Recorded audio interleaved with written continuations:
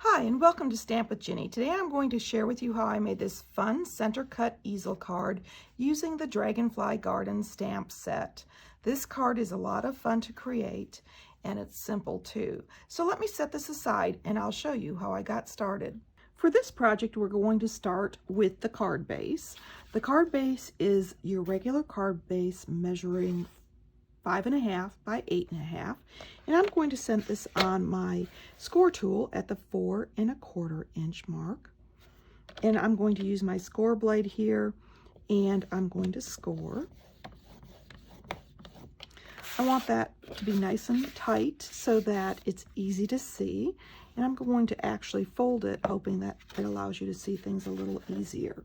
At this point, I'm going to take my cardstock, and I am going to set this on my tool. I'm going to place this at the 1.5 inch mark, and this time, instead of my score blade, I'm going to use my cutting blade, and I'm going to slide that down to the line or the 4.25 inch mark. I'm going to lift that up, slide it over to the 4 inch mark, getting that on the line here, and then I'm going to make sure my blade is on the 4.25 inch mark and cut going to the outside edge. Now that I have that done, I can turn this and I can place this onto, I'm going to turn it this way, and I'm folding those back so you can see this better. I'm going to place this on the 2 1/8 inch mark, and that's 2 lines over, or halfway between the quarter mark and the 2 inch measurements. And this time again, I'm going to be using my score blade, and I'm going to score that well. And now I can move my personal trimmer to the side. At this point, I'm going to do some adhering. So I'm going to open this up and take my gray granite piece. And what I want to do is adhere that right between the 2 cut lines on the full panel here. That's going to allow the cardstock to peek out from beneath the easel portion of this. So I'm going to add that right in there. I'm just eyeballing it. There we go. And then I'm going to adhere these 2 side flaps down. So I'm going to add some adhesive onto here. And of course you can do this with either liquid and or dry adhesive, whichever you prefer. I'm going to adhere those down. Now, if you find that you didn't measure your card base perfectly because our cardstock is not perfect, you can trim this off at this time. If you don't want to do that step, make sure that your cardstock measures the 8.5 inches before you start scoring. And I'm going to trim. There we go. So we've got a nice clean edge. I can bring that back, and at this point I'm going to be adhering down our 2 designer series paper panels.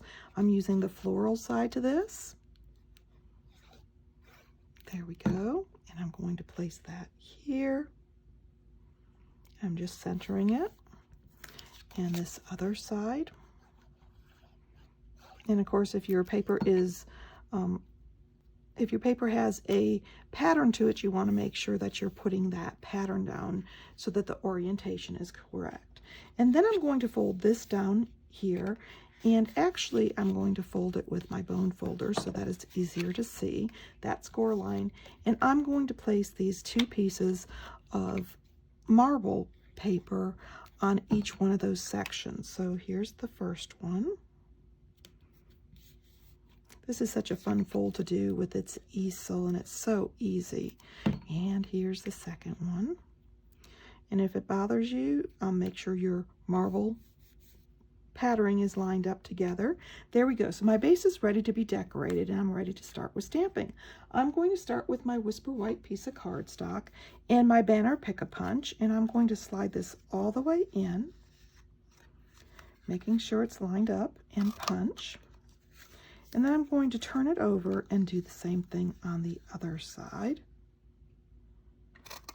And punch. There we go. Okay, to create the dragonfly, I'm using a piece of typing paper here so you can see it a little easier. And I'm going to bring in my vellum. I'm going to ink my dragonfly, and this one happens to have the body that's just line work, and I'm going to ink that up well and stamp it. 1, 2, 3. And once I've got that outline done, I'm going to flip this vellum over. I want to start coloring on the back side, and I'm going to start that coloring with my mossy metal for his body, and I'm simply going to run that down the dragonfly's tail and on the body itself. I can add a second layer if I choose to, and then I'm going to bring in the dark petal pink, and I am going to do the wings.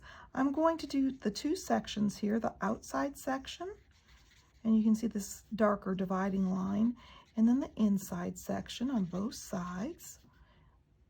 First on the top, and then on the bottom. And of course, you can also add a second layer of color if you want things a little darker. I'm going to start with that corner again, and then skip a section and do the next section. Once I have the dark petal pink done, I can set that to the side, and I'm going to be using my light Calypso Coral for this, and I'm going to add the center section on both the top and the bottom wings. I'm going for a very soft look on this particular project, but you can choose other colors if you're looking for a bolder look.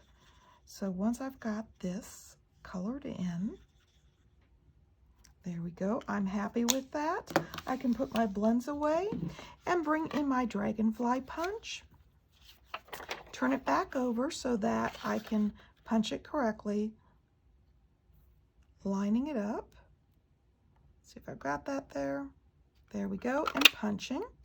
For my sentiment, I'm going to take the You're an Inspiration sentiment and my gray granite, ink it up, and stamp it right in the center of that Whisper White strip that I've already punched the tags onto. There we go. I can add 2 dimensionals to the back, 1 on each side, because I want to create a little popped up area for my easel.